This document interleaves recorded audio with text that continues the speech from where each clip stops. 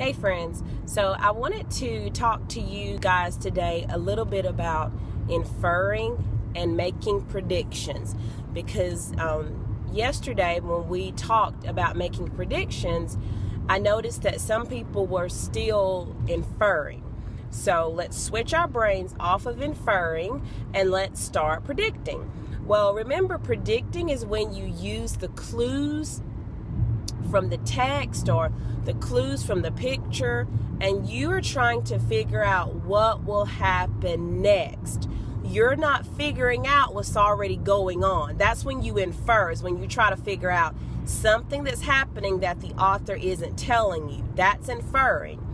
Both situations you do use clues, but if I'm trying to see into the future, I'm predicting. If I'm trying to figure out something that's happening right now, I'm inferring.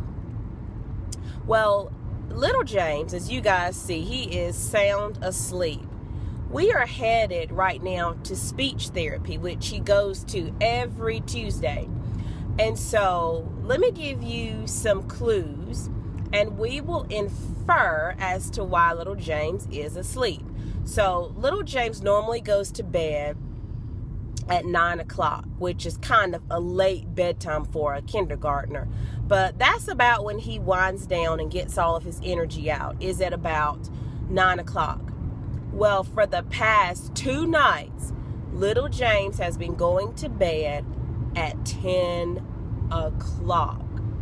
So using those clues and using what you already know, you know that when people get in bed past their bedtime, they are tired the next day.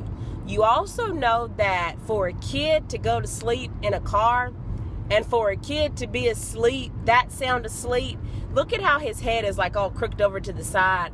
You know that if he can sleep through all the bumps of me driving and look how uncomfortable he looks as he's sleeping, you can tell that he is really tired. That's what I'm inferring.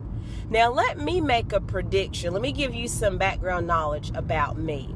Let me give you some clues about me. I don't like when little James goes to therapy, when he goes to speech therapy, and he has been sleeping in the car because he's cranky. He doesn't do well. He always is mean to his therapist, kind of like David, from our book, The Rules. He's kind of mean to his therapist when he's been sleeping in the car. He just doesn't do as well as he does when he's awake on the drive here. So, using those clues, what do you predict that I will do tonight? Now, you know he's been getting in bed late. You know that it's made him very sleepy.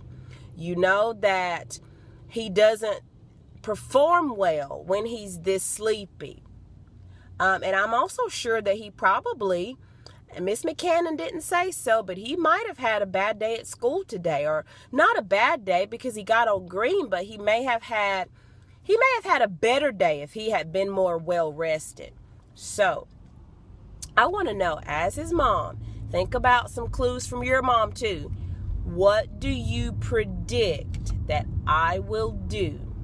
Now, let me tell you predictions that are not so good predictions. I predict that Mrs. Wood will let James stay up all night tonight just to teach him a lesson. Well, no, I wouldn't do that because little James is 6 and he needs his rest, and I want him to do well in school. So there are your clues. I want him to do well in school, or if we're going to therapy. I know he doesn't do well when he is sleepy. So what do you predict? Use those clues. What do you predict? And I want you to type it into the Google Classroom platform where you guys can share. I want you to share your prediction with me. What do you predict that I, as James's mommy, will do tonight?